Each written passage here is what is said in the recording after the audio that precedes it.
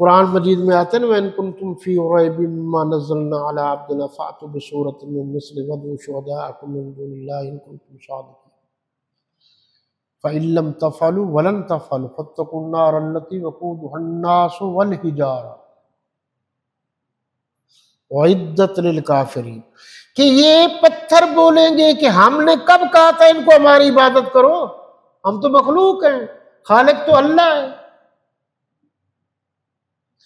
تو اس سے پتہ چلا ان میں حیات ہے۔ جو ہمارے پنجاب یونیورسٹی کے ماہرین ہیں، پنجاب یونیورسٹی کے ماہرین، ایک ہیں ماہرین فلکیات، یہ علیحدہ علیحدہ شعبے ہیں۔ میں جو پھولوں کے ماہرین ہیں، پھولوں کے، تو وہ ماہرین بتاتے ہیں کہ جب ہم صبح صبح جاتے ہیں تو ہمیں خوشبو بھی آتی ہے اور یوں محسوس ہوتا ہے کہ جیسے یہ پھول ہم سے باتیں کر رہے ہیں۔ تجرباتی طور پر حکماء نے یہ لکھا ہے، اور جو ماہرین ہیں وہ بھی بتاتے ہیں کہ آپ جنگل میں جائیں نا، جو جڑی بوٹیوں والے حکیم ہیں خاص کر، ایک بوٹی ہے جس کا نام ہے شرما بوٹی، اس کو مرد ہاتھ لگائے اس بوٹی تو وہ بیٹھ جاتی ہے، سوکھ جاتی ہے، سو جاتی ہے، نیچے ہو جاتی ہے، اور عورت ہاتھ لگائے اسے کچھ نہیں ہوتا۔ تو آپ اس کو کیا کریں گے؟ اس کو وہ محسوس کرتی ہے۔ وہ مادہ جو اللہ نے رکھا ہوا ہے، ایسے پتھر جو ہے ان میں حیات ہے۔ جب تک ایک پتھر پہاڑوں کے ساتھ جڑا رہتا ہے تو آپ وہاں کے لوگوں سے پوچھیں، پتھروں میں حیات ہے، پتھر بڑھتے رہتے ہیں۔ پھر پتھروں کی بڑی قسمیں ہیں جی، جیسے بادشاہی مسجد میں جو آپ کا لال پتھر لگا ہوا ہے سنگ مرمر کا، اس کی خوبی یہ ہے کہ گرمیوں میں وہ پتھر ٹھنڈا ہو جاتا ہے، سردیوں میں ذرا گرم ہو جاتا ہے۔ یہ عام پتھر نہیں لگے ہوئے ہیں۔ تو پتھروں کی بھی خوبیاں ہیں۔ ایسے پتھر بھی ہیں جن سے یہ پہلے چھری وغیرہ یہ وہ تیز کرتے تھے، اور باقی چیزیں بھی ہیں۔ پھر ان پتھروں کی قسمیں ہیں، پھر یہ پتھروں کو پتھروں سے ٹکرایا جائے تو ان سے آگ بھی نکلتی ہے۔ پھر ان کے رنگ ہیں۔ پھر کچھ لوگوں نے تو یہ انگلیوں میں یہی پتھر پہن کے ثواب سمجھ لیا ہے، فیروزہ۔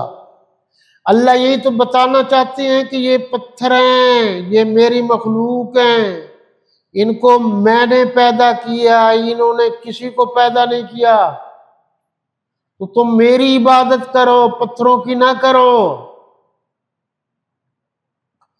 اب آپ ذرا تھوڑا سا اندازہ لگائیں کہ جب درخت کی ٹہنی کو، توجہ کریں گے آپ، درخت سے کاٹ دیا جائے پھر وہ سوکھنا شروع کر دیتی۔ تو جس سے تعلق جڑا ہوا تھا وہ حیات تھی، جب وہ کٹ گئے تو حیات ختم ہو گئی۔ جو پودا زمین کے میں ہے وہ تو ویسے رہے گا نا، ہرا بھرا، باقی سوکھ جائے گا۔ اسی طریقے سے جو پتھر ہے جب وہ کٹ جائے گا پھر اس کی وہ موت ہے۔ جب تک وہ اپنے سلسلے کے ساتھ قائم ہے پتھروں کے ساتھ، اس وقت تک اس پر کچھ بھی اثر نہیں ہوتا۔ روح قبض ہو گئی تو موت ہے۔ جب تک روح جسم کے اندر ہے، باڈی کے اندر ہے، یہ زندگی۔ ایک دو واقعات سن لیجئے جی، یہاں لکھے ہیں جی، موتا کے مقام پر حضرت خالد بن ولید رضی اللہ تعالیٰ عنہ کی قیادت میں 3000 کل فوج تھی اور مقابل میں 1,00,000 تھے۔ یہ قادسیہ کا مقام تھا۔ حضرت ابو عبیدہ بن جراح رضی اللہ تعالی عنہ چیف کمانڈر تھے۔ حضرت خالد بن ولید نے اپنے چیف کمانڈر سے اجازت چاہی کہ میں ان کا مقابلہ کرنا چاہتا ہوں، کہ ان کا 60 آدمیوں کے ساتھ مقابلہ کرنا چاہتا ہوں، ہمارے پاس 60 ہیں، آپ اجازت دیں، باقی دیکھا جائے گا۔ انہوں نے کہا جی آپ کو اجازت ہے۔ 60 کو 60,000 سے تو انہوں نے ایسی حکمت عملی اختیار کی کہ اللہ تعالیٰ نے 60 افراد کو 60,000 پر کامیابی دی، اور یہ ناممکن نہیں ہے۔ میں ایک مثال بھی دے دیتا ہوں۔ ایک مرتبہ حضرت فاروق اعظم رضی اللہ تعالیٰ عنہ کا دور تھا، حضرت عمر بن عاص نے ان کو ایک خط لکھا کہ مصر کا ایک جناب قلعہ ہے بولس، وہ فتح نہیں ہو رہا، مقوقس مصر کا بادشاہ ہے، بڑا جرنیل ہے، بڑا جنگجو ہے، ہم نے اس قلعے پر گھیرا ڈالا ہوا ہے، 2 مہینے ہو گئے تو وہ کامیابی نہیں ہو رہی، تو آپ دعا بھی کریں اور کچھ لشکر بھی بھیجیں، فوجی بھی بھیج دیں۔ انہوں نے کہا جی ٹھیک ہے۔ تو حضرت عمر رضی اللہ تعالیٰ عنہ کے پاس جب خط پہنچا تو وہ رونے لگ گئے۔ باقیوں نے دیکھا، انہوں نے کہا پتہ نہیں کیا بات ہے کہ ناکامی ہوئی ہے، کیا ہوا ہے کہ رو رہے ہیں؟ تو پوچھا تو حضرت عمر رضی اللہ تعالیٰ عنہ نے فرمایا کہ بھئی اس طریقے سے بات ہے کہ کامیابی نہیں ہو رہی، مجھے شک پڑتا ہے کہ مسلمانوں نے حضور کی سنتوں میں سے کسی سنت کو چھوڑ دیا۔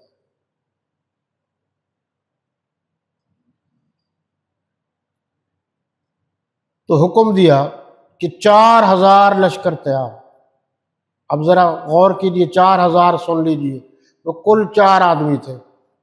ایک کا نام تھا عبادہ بن صامت، صحابی رسول تھے نا۔ ایک کا نام تھا زبیر بن عوام، مقداد بن اسود اور خارجہ بن خزافہ۔ یہ 4 آدمی تھے، ان کو کہا 4,000 ہیں، 1,000 پر بھاری ہوگا نا۔ تو کہا یہ قافلہ بھی آ رہا ہے اور آپ اپنے اوپر غور کیجئے، جو سنت چھوٹ گئی ہے اس کو ادا کیجئے۔ وہ سنت مسواک والی تھی جو رہ گئی تھی۔ آج آپ یعنی تھوڑا سا آپ غور کریں، جو نئے بچے صرف لنڈے کی پینٹ پہن کر کہتے ہیں کہ انگریزوں نے بڑی ترقی کی ہے، سائنسدانوں نے بڑی ترقی کی ہے، موسلوں نے تو کوئی ترقی نہیں کی۔ آپ ذرا ان باتوں پر غور کیجئے نا، ترقی کس کو کہتے ہیں؟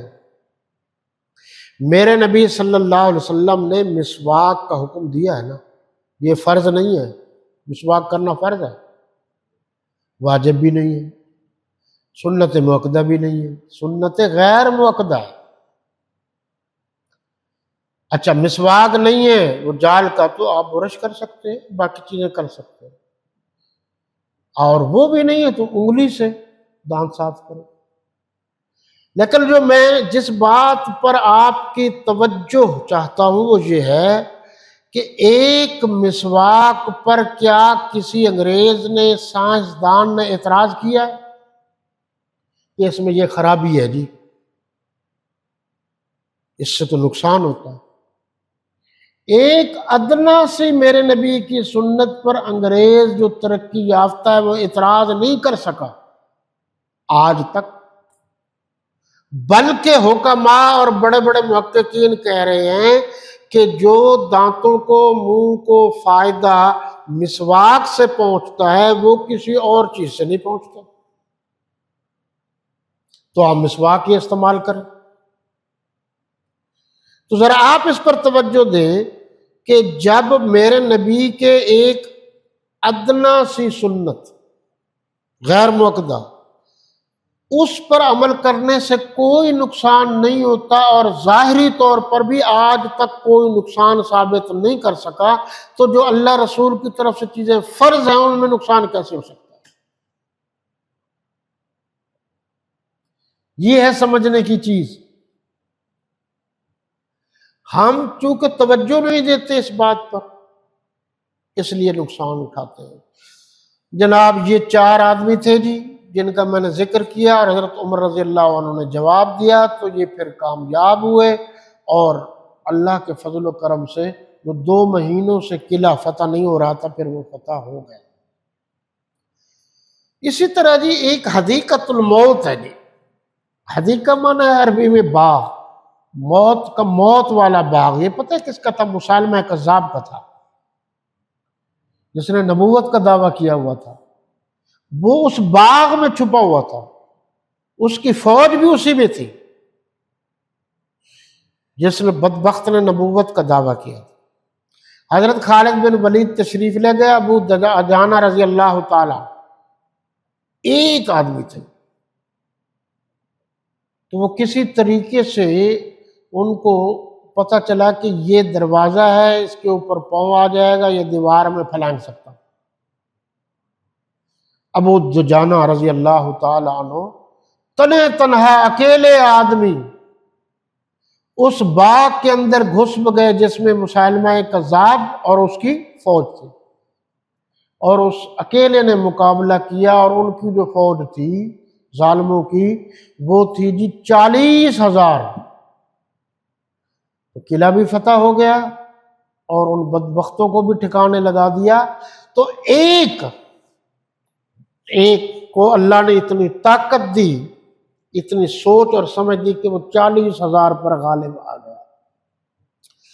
اب دیکھیے جی تھوڑے سے میں آپ کو پاکستان کی فوج کی بھی مثال دوں۔ اللہ نے ان میں بھی بڑی صلاحیت رکھی ہے۔ پوری دنیا میں 2 مقامات ہیں جہاں سب سے زیادہ ٹینکوں کی لڑائی ہوئی ہے۔ ایک تو ہے جرمنی میں، عالمین جگہ ہے، وہ ٹینکوں کی لڑائی وہاں زیادہ ہوئی، اور ایک آپ کے سیال کوٹ کے قریب چونڈا۔ تو جو چونڈا میں لڑائی ہوئی تھی اس کا جو ہیڈ کہہ لو اس چھوٹے سے قافلے کا، اس کا نام تھا ایس اے زبیری، اور اللہ تعالیٰ نے اس کو بڑی صلاحیت دی تھی، پکا ٹھکا مسلمان تھا، سچا آدمی تھا۔ تو اس کے پاس تو 3 ٹینک تھے، 100 نوجوان تھے، اور ادھر سے ہندوؤں کو کے پاس 3,000 ٹینک تھے اور ہزاروں کی تعداد میں فوج تھی۔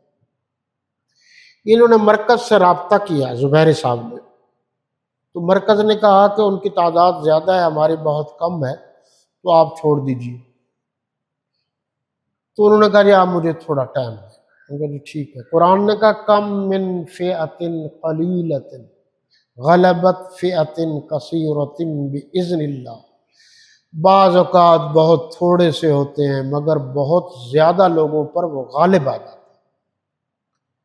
تو اس نے ایسی حکمت عملی اختیار کی کہ 100 آدمیوں سے اس نے 600 ٹینکوں کا مقابلہ کیا اور جناب والا افراد کا مقابلہ کیا۔ اللہ نے ان کو کامیابی عطا فرمائی۔ یہ بات قرآنی ہے، ذرا ذہن میں رکھنا۔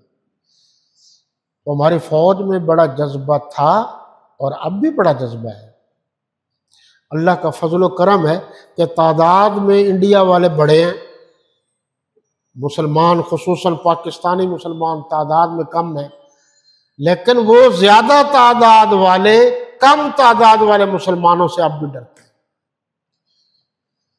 تو اس سے پتہ چلا معمولی سے لشکر نے بڑے لشکر والوں کو ناکام بنا دیا، اور اللہ تعالیٰ نے ان کو یعنی طالوت والوں کو، جن داؤد علیہ السلام نے وہ جو غلیل سے مارے تھے پتھر، وہ جا کر اس کے سیدھے لگے، یہی جگہ تو تھی فارغ، تو یہاں سے لگے ماتھے سے تو پیچھے نکلتے رہے۔